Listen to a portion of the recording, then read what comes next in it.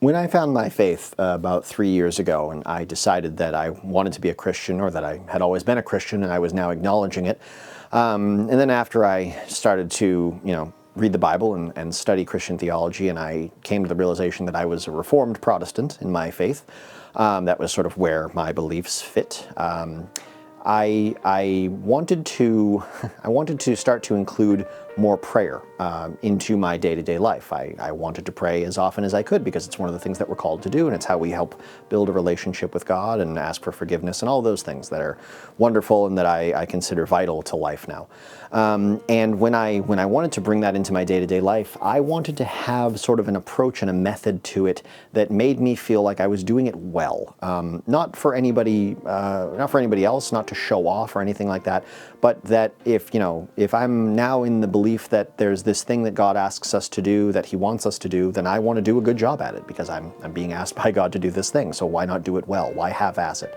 And I know that any prayer that you make is good enough, and that God is happy and pleased by all prayers, that it doesn't need to be in some certain form or layout or anything like that. But I personally like having a structure to the things that I do so that I know I'm not missing anything. I'm hitting all the notes I'm supposed to hit. I'm doing a good job at it.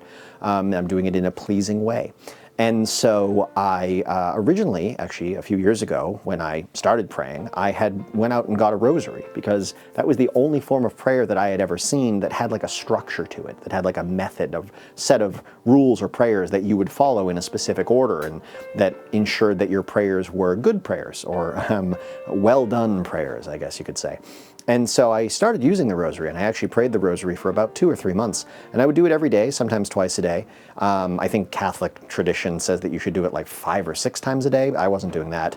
But I quickly came to the realization that it didn't align with my personal faith. A lot of the rosary, like a vast majority of the prayers in the rosary, are prayers to Mary, which the Catholics hold in much higher esteem, to a point where I don't agree with it, but much higher esteem than Reformed tradition, than Protestant tradition. And so it didn't really make sense to me. But I liked having the necklace. I liked wearing this. I would wear it every day. I liked wearing this physical symbol of my faith as a reminder to me, as something that other people might see, and it might sort of bring them to ask questions about, and this tool that I could physically hold on to while praying. And I kind of lost that when I stopped wearing the necklace. And so I started looking into, are there non-Catholic prayer beads? Are there Christian tools for prayer, hopefully some old traditional ones, not just modern creations, that were used in a similar way? And the answer, turns out, is yes. Prayer beads for Christians are actually far predate the rosary, which I think was created in, I want to say, the 1200s or the 1400s. I could have that wrong. Might have been the 700s or 800s. But there have been prayer beads that Christians have used, Christian theologians, early church fathers, for as long as there have been Christians, for the most part. When you look that far back, what you'll see are these knotted ropes or beaded ropes that they would wear tucked into their sash or their belt of their robes, and they would use those beads just to count their prayers, whether it be praying the Lord's Prayer over and over or individual unique prayers. They would use those, and they would number them with various numbers of beads or knots. They would have 50 if they just wanted like a nice round number. They would have 33 if they wanted them to have some meaning to them. 33 was the number of years that Christ spent on earth, living, among us. And so they would use these knotted ropes or knotted cords to count out their prayers.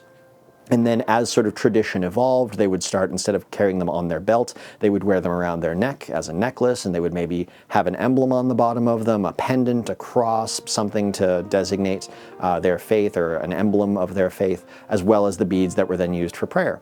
And this sort of evolved over time into things like rosary beads, and there's a few sort of modern alternatives. There's a much shorter physical form that the Anglican Church developed. I think it's called an Anglican wreath.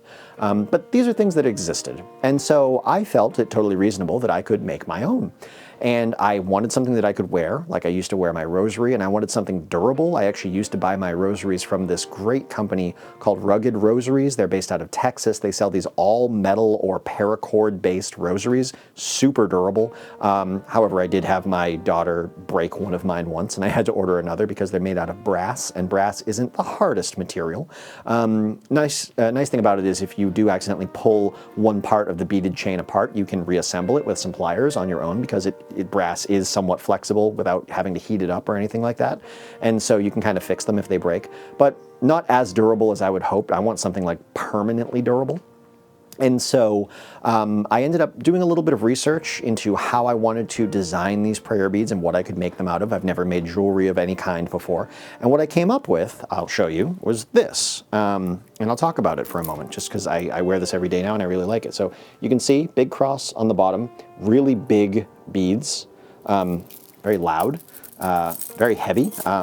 This entire thing weighs about a pound. So let me go through some specs on this. So I wanted a necklace that could fit around my neck. I wanted beads that I could work my fingers over while I prayed, like you do with rosaries, to count your individual prayers. And I wanted it to have as much theological significance as I could, just because I like working that stuff into my daily life. And so I know a lot of Protestants will wear a cross that does not have Christ crucified on it. That's more of a Catholic tradition. It's what I like. To me, it's more of a reminder if I can see Christ, mid-sacrifice for us, than if I just see the empty cross. And I get there's the argument about like, well, he's not on the cross anymore. He's alive in eternity. So why would you want to see him on the cross? But to me, this is a reminder, more of a reminder of the actual deed that he performed than just the blank cross. It's more of a taste thing, I suppose. So I have my crucifix on the bottom, and then I have these beads. These are larger than you would typically have on any necklace, really. I want to say they're 6mm beads. In between them, there are 2mm spacers, and then all of that is on, I don't know if you can actually see it here. I'll see if I can hold it up. But all of that is on this, what's it called, curb chain. So this entire necklace, every piece of it, the crucifix, the curb chain that everything is strung on, the 6mm beads, actually they might be 10mm beads, I can't remember, they're big. And then the, I think they are 10mm beads. And then the 2mm spacers between and the jump ring on the end of it that holds the whole thing together.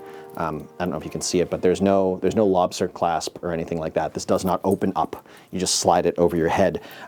This entire thing is stainless steel. This is 314 or 340, 330 stainless steel. There is no part of this that will break, tarnish, rust, anything like that. This is all extremely solid. This entire necklace weighs 1 pound. So when you put the crucifix on the curb chain with all the beads, this weighs 1 pound. So that's what I'm wearing around my neck all the time, which I kind of like because I like feeling it on my neck. I like that when I shift my weight and I feel it move under my clothing, it's a reminder that it's there. And then I remember that it's there, and then I remember what it signifies, and that's exactly what I want to have in my mind throughout the day. I want to keep Christ on my mind throughout the day. And then on top of that, funny thing, when I first made it, there were, I want to say there were 50 beads, maybe? I can't remember. Or no, when I measured the length of the necklace. When I measured the length of the necklace, it was 30 inches. That's before I added the spacers, though. Initially, I just had the big beads, and then I added the spacers. When I added the spacers, with no intention on my own, just this is what it ended up being, this necklace is exactly 33 inches long, which, as I mentioned before, Christ spent 33 years on earth living as a human among us. So the fact that this ended up being by accident exactly 33 inches long is pretty interesting. And then on top of it, the number of large beads that I put is 70. And the reason I did that was also somewhat intentional. I liked the idea that, and this is before I hit 33 inches on the length by accident, but I liked the idea that the prayer beads that used to be carried by priests or monks or whoever, there were 33 of them because that number had some meaning. It was, like I said, the years of that Christ spent on earth. So I went with a slightly different number because 33 would not have been big enough to fit around my neck. It would not have created a large enough circumference. I went with 70 beads because there's a point in the Bible where Peter is asking Christ, how many times should we forgive someone? And, 7 times, is that enough? And Christ says not 7 times, but 70 times 7, which really just means like an infinite number of times, like always forgive. But, well, not. You know what I'm saying. There's more theology to that we're not going to get into, but 70 times 7 is the response that he gave. And I figured if there are 70 beads here and I use them to pray 7 days a week, that's 70 times 7, which is kind of a fun reference. And then on top of that, the length accidentally ended up becoming 33 inches. So it's exactly 1 pound, kind of by accident. It's 33 inches long, kind of by accident. There are 70 beads, which is intentional, but kind of a nice thing because, like I said, the 70 times 7.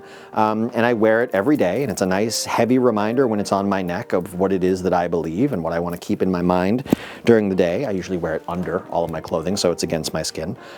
It's, I think, the largest cross pendant that I could find on Amazon. The whole thing cost about $60 to make, which is a good chunk of money, but for something that I should have forever because it's stainless steel. Because I did actually end up with a bunch of extra components, I was able to make small little necklaces for my children. They have now, just out of the spare parts, because things come in bulk and you end up with more beads and stuff than you need. I had like 30 feet of curb chain that I didn't need to use. But yeah, it was like $60 to make it. And if you look at something like a really nice rosary, like I think the rosaries that I ordered from Rugged Rosary before I made this for myself, they cost like $40 or $50. So pretty close in price, and this is much more durable and rugged. And then on top of that, the fact that I should have this forever. And if you look at some fancier rosaries that have like glass beads or anything like that in them, rare gems, they cost upwards of $100 or $150. So this I'm happy with. This is my little Christian prayer beads prayer tool that I wear as both a necklace, a reminder of my faith, an outward display of my faith to others, that it might raise some questions in them that they could address to me, and also a little tool that I have when I pray. So yeah, that's all. Just wanted to show this off, show it to you guys. I've considered making additional ones to give to my friends, friends from my men's Bible study group, or anyone else. But yeah, so this is my necklace. I wanted to show it off because I like it. But I hope you guys have enjoyed this video, and I'll see you in the next one.